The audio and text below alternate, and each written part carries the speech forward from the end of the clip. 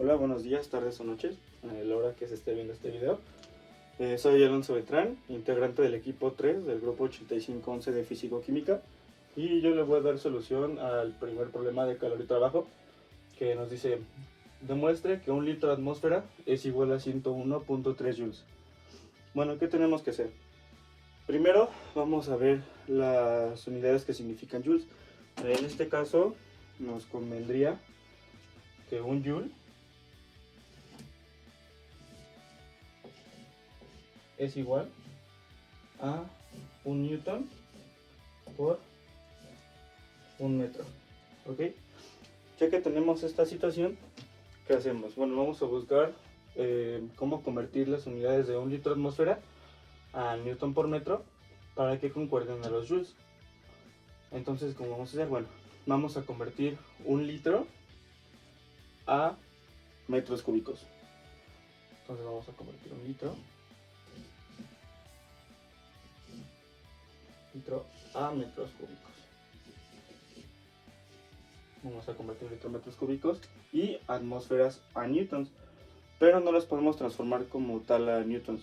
Entonces vamos a buscar unidades que al momento de multiplicarlas por los metros cúbicos nos puede dar joule. En este caso vamos a tener una conversión de unidades que nos va a decir que una atmósfera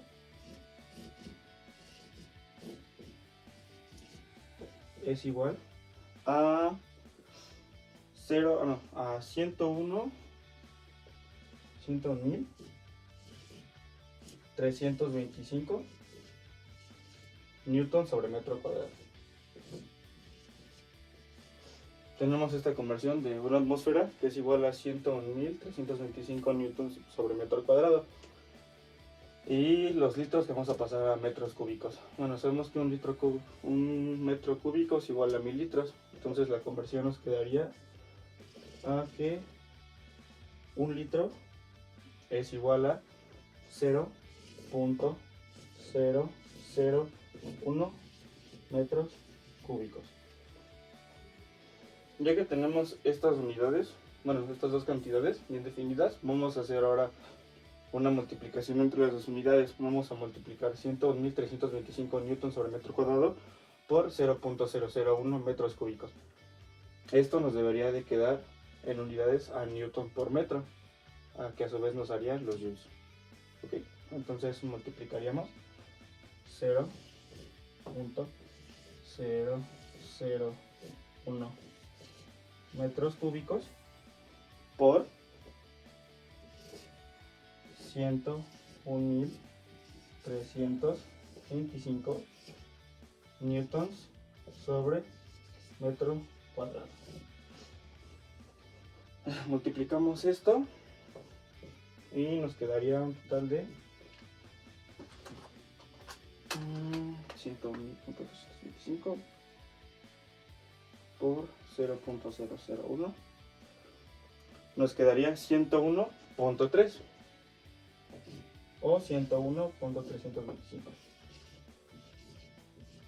Ok, ahora vamos a hacer el análisis de unidades. Tenemos metros cúbicos por newtons sobre metro cuadrado. Leyes de los exponentes: al dividir un número elevado a una potencia sobre otro elevado a otra potencia, se van a restar. Entonces nos quedaría igual a 101.325 newtons por metro. Newtons por metro es igual a joules. Entonces el resultado sería 101.325 joules. Con esto se cumple que un litro de atmósfera es igual a 101.3 joules. Problema 4.9. Primera ley de la termodinámica. Haga un análisis de la primera ley en los casos siguientes. A. Cuando se infla una cámara de bicicleta con una bomba de mano, aumenta su temperatura interior. Eso se puede sentir en el vástago de la válvula. B. La nieve artificial se prepara liberando rápidamente una mezcla de aire comprimido y vapor de agua a unas 20 atmósferas desde una máquina de nieve hasta sus alrededores. Análisis del inciso A. Después de un rato la bomba se calienta porque el gas realiza un trabajo sobre esta. Es decir, el signo del trabajo es negativo, lo cual hace que se incremente la energía interna de la misma y así absorba cierta cantidad de calor. Al levantar el mango de la bomba, el gas se expande y realiza un trabajo positivo, por lo cual su energía interna disminuye y su temperatura baja. En cambio, al comprimir, la situación se invierte y la temperatura de aire en la bomba aumenta. Análisis del inciso B. La fabricación de la nieve artificial es un proceso adiabático. Esto quiere decir, la máquina tiene una mezcla de aire comprimido y vapor de agua a 20 atmósferas aproximadamente. Debido a la gran diferencia de presiones entre el tanque y la presión atmosférica, cuando la mezcla se rocía hacia la atmósfera se expande con tanta rapidez, que esto nos lo indica el inciso, que no ocurre intercambio alguno de calor entre el sistema y los alrededores. Uno de los problemas adicionales es explicar por qué la energía cambia a nivel molecular cuando se convierte acetona líquida en vapor a su temperatura de ebullición. Esto, al aumentar la temperatura se produce un mayor movimiento de moléculas en sus moléculas. Al exponerse a una temperatura alta, en este caso a la de ebullición, y esta está a una presión constante, el líquido cambiará sus moléculas, separándolas y haciéndolas más dispersas, por lo que este mismo fenómeno va a formar el vapor. Si se encuentran dentro de un espacio cerrado, las moléculas irán hacia arriba, separándose del líquido. Estas posteriormente, cuando se deje de incrementarle una temperatura, podrán volver a un estado líquido. Bueno, yo les explicaré un problema sobre capacidades caloríficas, el cual dice lo siguiente. Se necesitan 330 joules de energía para elevar a la temperatura de 21 grados centígrados hasta 28 grados centígrados con una masa de 24.6 gramos de benceno. La presión es constante. ¿Cuál es la capacidad calorífica molar de benceno a presión constante? Recordemos que la capacidad calorífica molar es igual a la capacidad calorífica normal entre los moles del compuesto. Para esto, en este problema podemos observar que la presión es constante, la masa es igual a 24.6 gramos, el peso molecular es de 78.11 gramos mol, la temperatura 1 es de 21, que es igual a 294.15 kelvins, y la temperatura 2 es de 28.7, que es igual a 301.85 Kelvin, teniendo el calor generado de 330 Joule. Para esto podemos sustituir la fórmula, tenemos todas las variables, entonces quedaría que la capacidad calorífica es igual a los 330 Joule, que son el calor, entre N es el número de moles, que está expresado por la masa entre el peso molar. Para eso tenemos que la masa es de 24.6 gramos entre los 78.11 por la diferencial de temperaturas, que sería en este caso 301 menos 294.15. Al realizar la operación nos da una capacidad calorífica molar de 136.08. Realizando el análisis de unidades podemos observar que las unidades nos van a quedar como joules sobre gramos entre gramos mol, teniendo así las unidades de joules, mol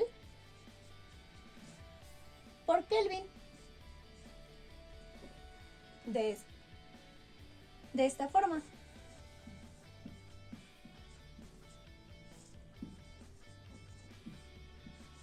Y con esto llegamos a la resolución del problema, que son 136.08 joules sobre mol por Kelvin.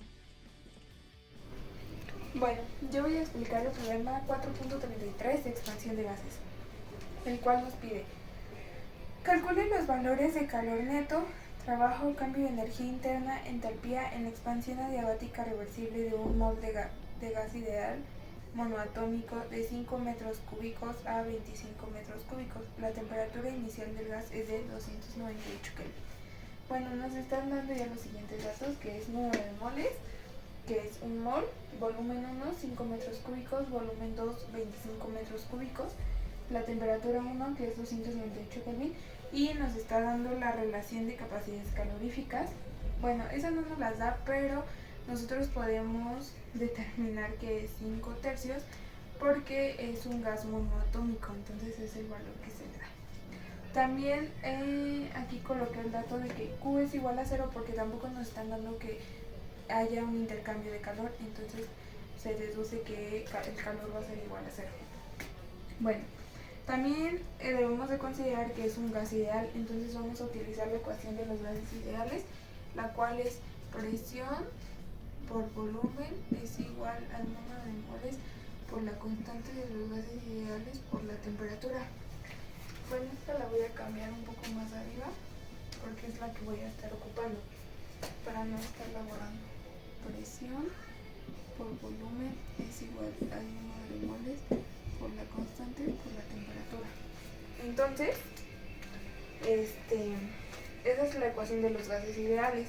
Primero me hace falta algunas variables como presión 1, presión 2, también me falta la temperatura 2 para poder utilizarlas en las diferentes ecuaciones para la entalpía y el cambio de energía interna. Bueno, primero voy a calcular la presión 1. ¿Cómo quiero calcular la presión 1? Pues entonces aquí voy a considerar los datos de la etapa 1 y cuando quiera calcular los de la 2, pues obviamente cambio el índice de la 2 porque voy a considerar las de las etapas 2. Entonces hago el despeje de la presión 1, entonces me quedaría presión 1 es igual al número de moles por la constante de los gases ideales por la temperatura sobre el volumen 1, que es temperatura 1. Entonces hago la sustitución, presión 1 va a ser igual a un mol, la constante de los gases ideales que voy a estar ocupando es 8.314 pascales por metro cúbico sobre Kelvin por mol. Entonces, esa es la que estoy ocupando por las unidades, es la que más me conviene. Entonces sería por 8.314 pascales por metro cúbico sobre kilo por mol. Por la temperatura 1, que son 298 Kelvin. Todo esto sobre el volumen 1, que son 5 metros cúbicos. Esto me da un resultado de 495.5144 pascales. El análisis de unidades quedaría primero mol, que se multiplica por pascal por metro cúbico por Kelvin por mol, y esto también multiplica a Kelvin. Entonces mol, Kelvin, me queda pascal por metro cúbico y esto sobre metro cúbico, que es este. Entonces metro cúbico con metro cúbico se va, por tanto me queda pascal. Bueno, ya tengo la presión 1. Ahora voy a calcular la presión 2. Pero para la presión 2 voy a utilizar la siguiente relación de presión-volumen. La presión 1 por el volumen 1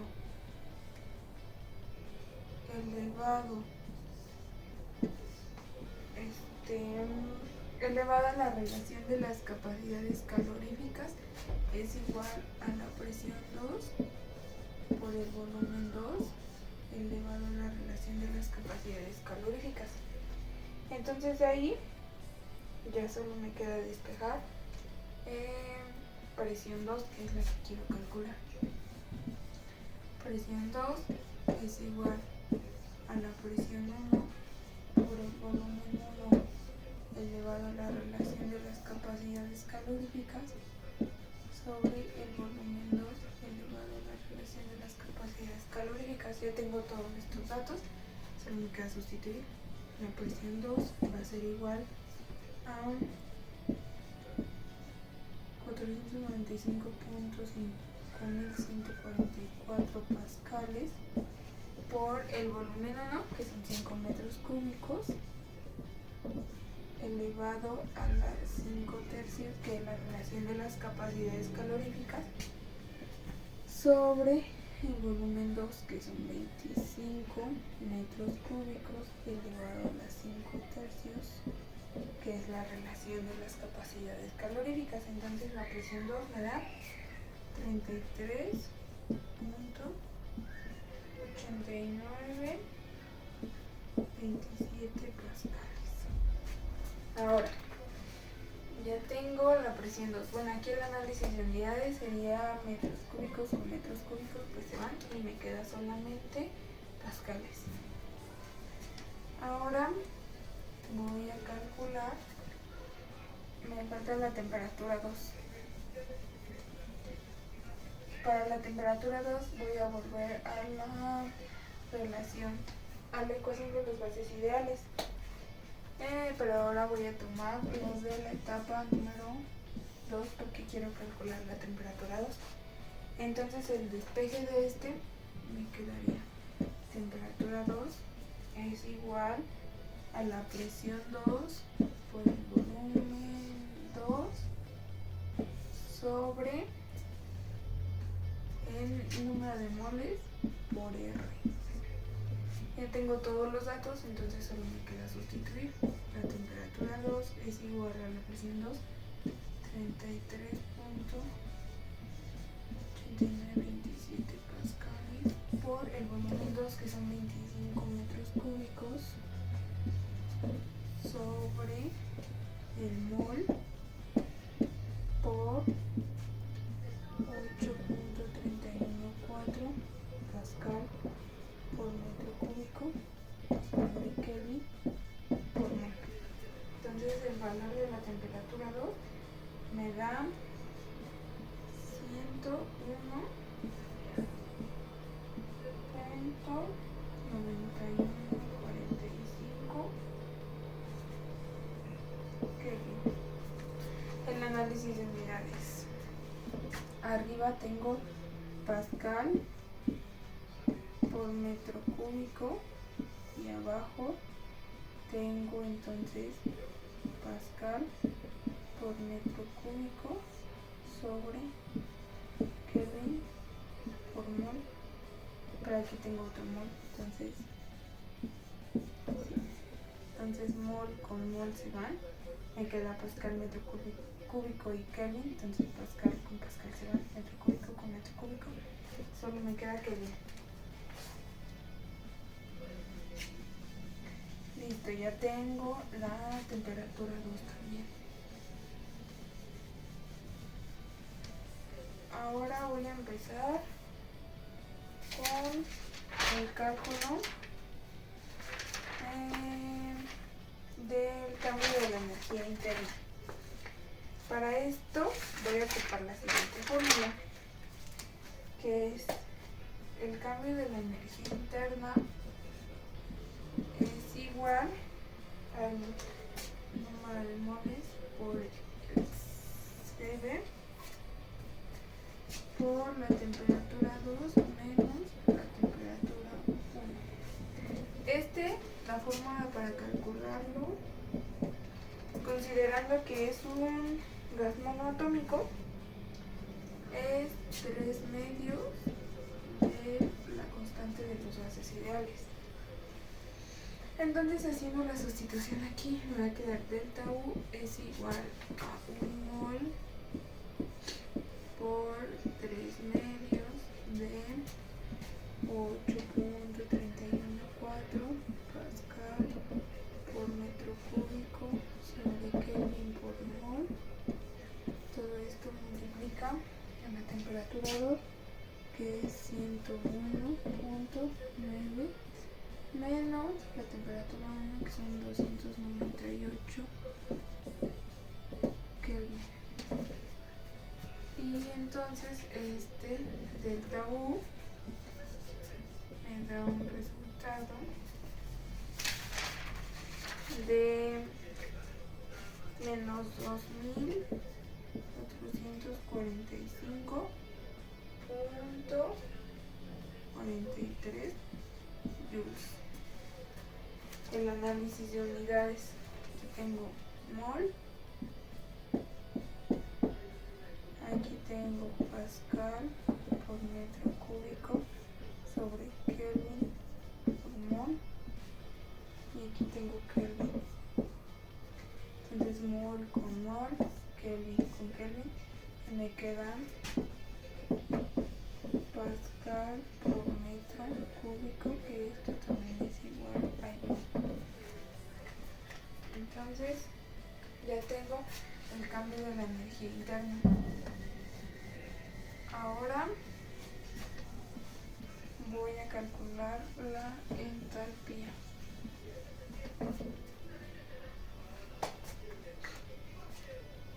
Bueno, no, aquí en el cambio de la energía interna también tengo una relación. Delta U es igual al calor más el trabajo, el calor generado más el trabajo. Entonces aquí yo tengo que el calor generado vale 0. Entonces, haciendo la sustitución, pues me quedaría prácticamente así. Entonces se deduce que delta U es igual a que el cambio de la energía interna es igual al trabajo. Entonces el trabajo también va a valer esto. El trabajo es igual a menos 2445.43 minutos. Q vale 0 porque, como ya lo había dicho en el ejercicio, no nos indica que hay un cambio, no hay intercambio de calor. Ahora sí voy a calcular la entalpía. Para la entalpía voy a utilizar la siguiente relación, que es entalpía es igual.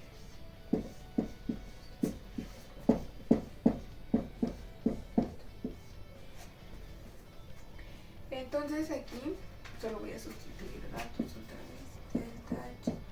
No. Para esta, la fórmula que se ocupa, igual, esto es considerando que el gas es monoatómico.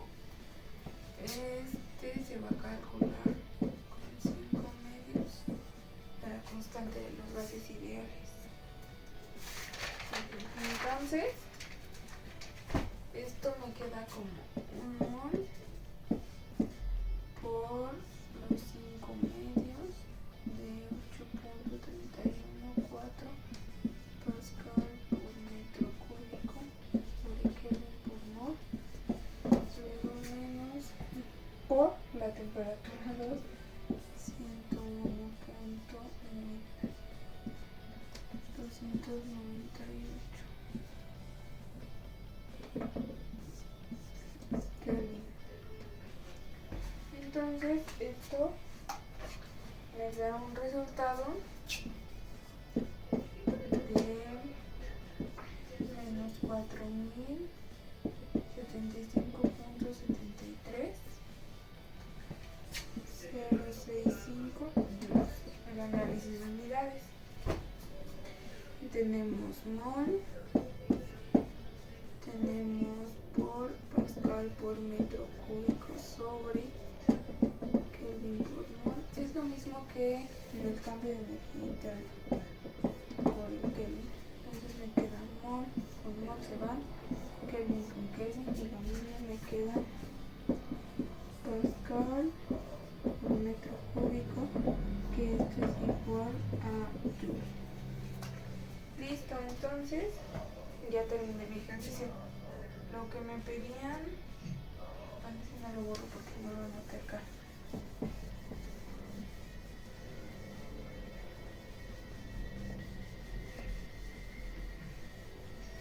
Lo que me pedía calcular el ejercicio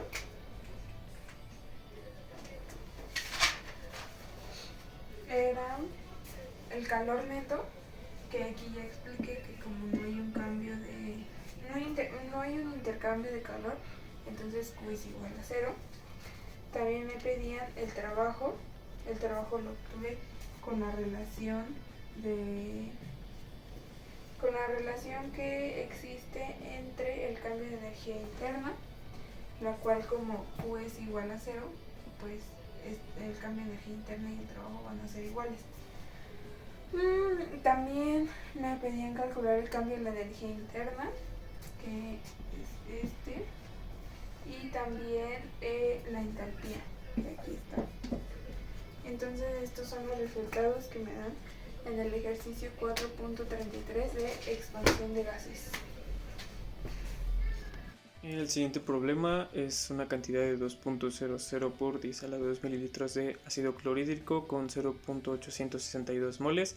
Se mezcla con 2.00 por 10 a la 2 mililitros de hidróxido de bario con 0.431 moles en un calorímetro de presión constante cuya capacidad calorífica es de 453 joules Celsius menos 1. La temperatura es igual en ambas soluciones de 20.48 Celsius. Tenemos la siguiente reacción. Al calcular el calor de neutralización es de menos 56.2 kJ mol menos 1 y la pregunta es ¿cuál es la temperatura de la solución final? Primero tenemos que cambiar los menos 56.2 kJ a joules, que solamente se multiplican por 1000 para que dé 56.200 joules. Tenemos los 2.00 mililitros que ya están aquí. Para ambas soluciones y la temperatura inicial que son 20.38 Celsius. Tenemos ya la reacción, ya está balanceada, bueno, ya la balanceamos y ahora lo que hacemos es multiplicar los 0.2 mililitros, o bueno, en este caso ya son litros, por lo que nos pide de ácido clorhídrico por 1 mol sobre las 2 moles de ácido clorhídrico y nos va a dar 0.086 moles sobre hidrógeno menos 1. Y para el siguiente es lo mismo, son los 0.2 litros por lo que nos da de moles, que son 0.431 por 1 mol sobre 1 mol de hidróxido de bario. Y nos va a dar lo mismo que el resultado pasado, 0.0862 mol sobre óxido de hidrógeno menos 1. Entonces ya solo es sustituir, que para sacar el calor son los 56.200 por 0.0862 que daba en ambas soluciones y nos iba a dar menos 48.444. Eso lo vamos a multiplicar por los 400 que son los mililitros. Ya sumados tenemos el valor de 4.18 184 gramos Celsius por los 1000 joules para que nos dé el resultado de 2089.462 Celsius. Esto lo vamos a sumar con la temperatura inicial que son 20.48 Celsius para que nos dé 23.37 Celsius la temperatura final de la solución. El siguiente ejercicio es de termoquímica, el cual establece lo siguiente. Las entalpías estándar de formación de iones en solución acuosa se obtienen designando un valor arbitrario, que es en este caso 0, a los iones de hidrógeno. Esto es la entalpía molar estándar de formación del hidrógeno en solución acuosa es igual a 0, la cual está dada por la siguiente reacción, donde el ácido clorhídrico se descompone en hidrógeno y cloro. Para esto sabemos que la entalpía de reacción es igual a menos 74.9 kJ por mol a la menos 1. Teniendo la fórmula de la entalpía de reacción, que es la que ya nos dan como dato, es igual a la entalpía de formación de los productos menos la entalpía de formación de los reactivos. En este caso nos pide calcular el valor de la entalpía de formación de los iones de cloro. Para esto tenemos de tablas que la entalpía de formación del ácido clorhídrico a una temperatura estándar, que son 298 Kelvin, que es igual a 25 grados centígrados, y un bar es de 92.3 kJ sobre mol. Para esto sustituimos la fórmula, la cual quedaría de la siguiente forma. Tenemos la entalpía de formación, que son menos 74.9 kJ sobre mol, que en este caso sería la entalpía de reacción, que es igual al cero que establecíamos previamente de la entalpía del ion de hidrógeno, menos la entalpía de formación del cloro,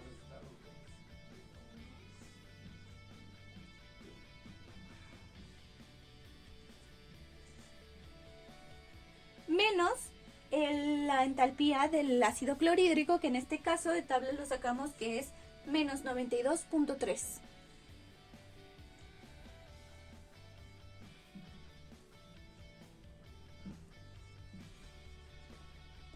Despejando la fórmula y para obtener este dato, nos queda de la siguiente manera. La entalpía de formación del cloro es igual a menos 74.9 kJ sobre mol menos 92.3 kJ sobre mol menos el cero. Haciendo esta operación tenemos que la entalpía de formación de los iones de cloro es igual a menos 167.2 kJ sobre mol, dándole solución así al inciso A de este problema. Ahora vamos a calcular la entalpía estándar del ion hidróxido a 25 grados centígrados. El ion hidróxido que nos interesa es este, por eso nombramos nuestra ecuación química como A, B, C y D. De ahí tenemos la fórmula general de la entalpía estándar, en donde vamos a sustituir los siguientes valores.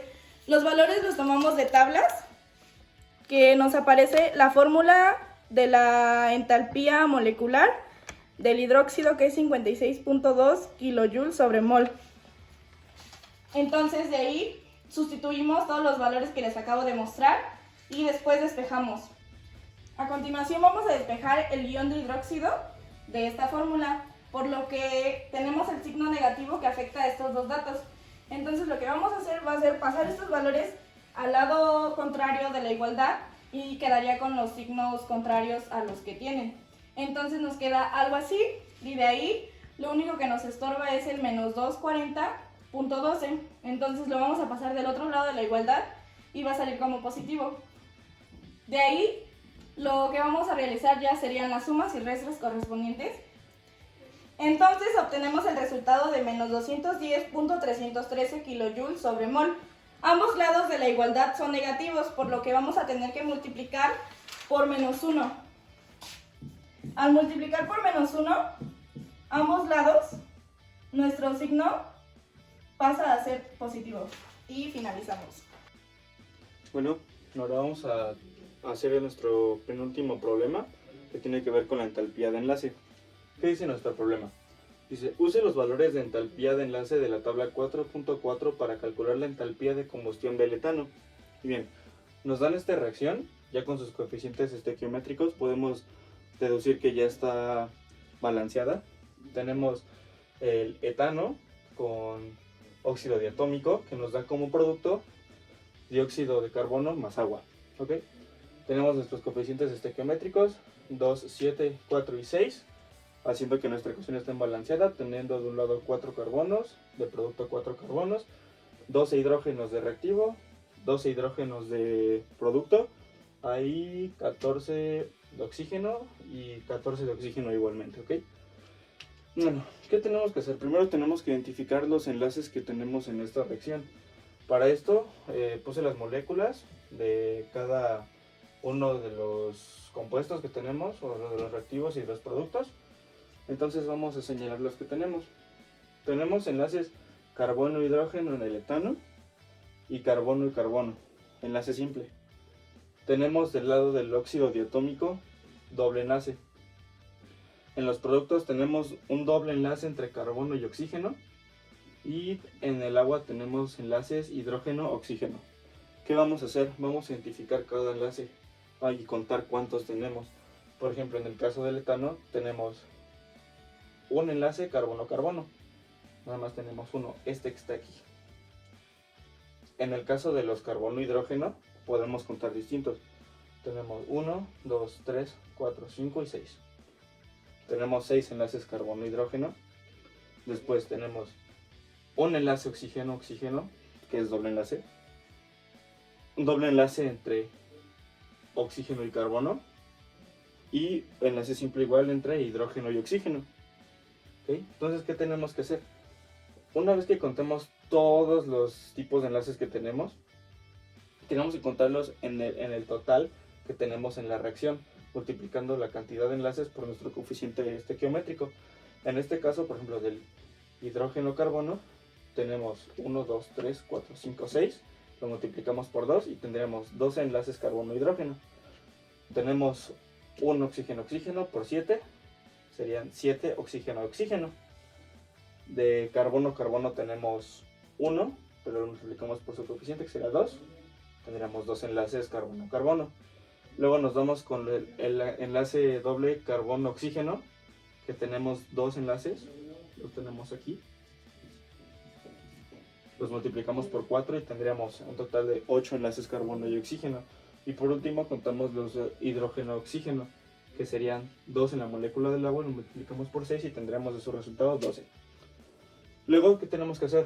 Obtener la entalpía de enlace. Esta la obtenemos de la tabla 4.4 que aparecerá a continuación. Ya que tenemos la entalpía de enlace de cada uno de los enlaces, los colocamos en la tabla de datos para organizar mejor nuestros datos. Y tendremos la entalpía de enlace con unidades de kilojoule sobre mol. Del hidrógeno-carbono sería una entalpía de 414. En enlaces carbono-carbono 347. En doble enlace de oxígeno con oxígeno 498.8. Este es un caso especial cuando es molécula de oxígeno diatómico. En carbono-oxígeno tenemos 799 de entalpía de enlace. Y en hidrógeno-oxígeno tenemos una entalpía de enlace de 460. Ya que tenemos esto, tenemos que buscar el cambio de entalpía. El cambio de entalpía, ¿cómo lo obtenemos? Bueno, vamos a multiplicar la entalpía de enlace por la cantidad de enlaces que tenemos.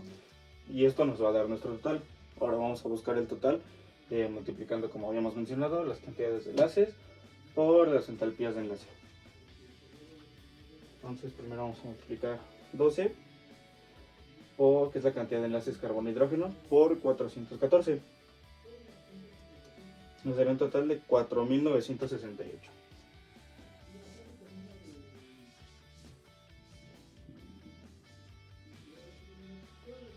Luego lo vamos a obtener los del enlace carbono-carbono. Sería 2 por 347. Nos dará un total de 694.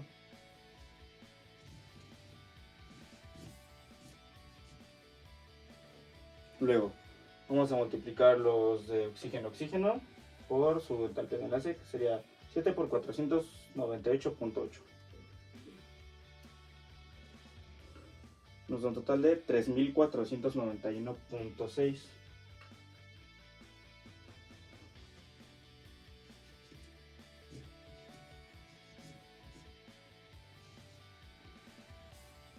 Luego los de carbono-oxígeno. doble enlace. Su entalpía de enlaces de 799 y tenemos una cantidad de 8 enlaces. Entonces multiplicamos 8 por 799. Sería 6392.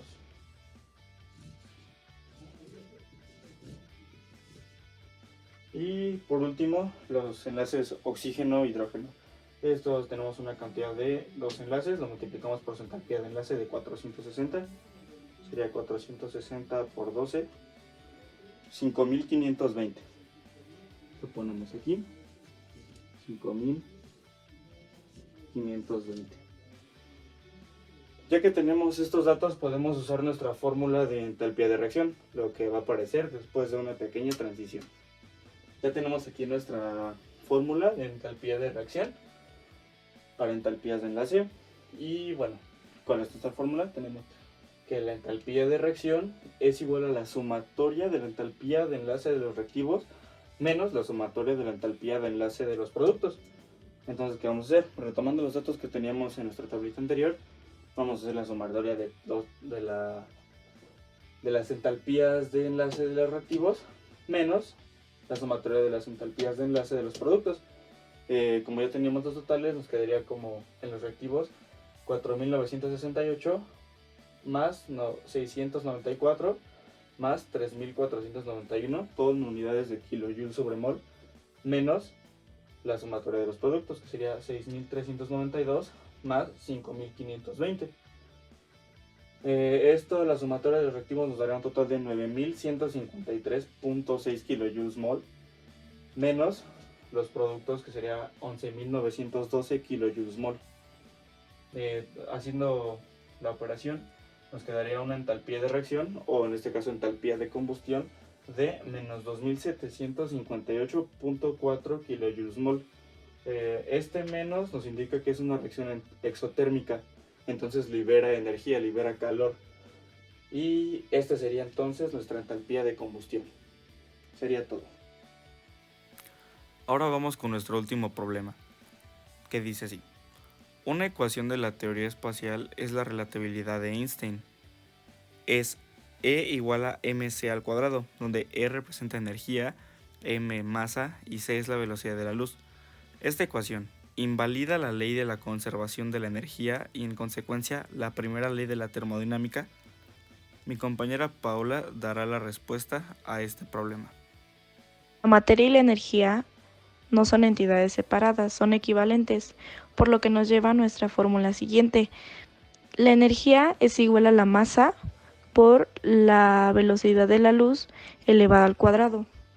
Nosotros decimos que ninguna de las siguientes teorías son invalidadas por la teoría de la relatividad de Einstein, ya que, como sabemos, la materia no se crea ni se destruye, solo se transforma, al igual que la energía.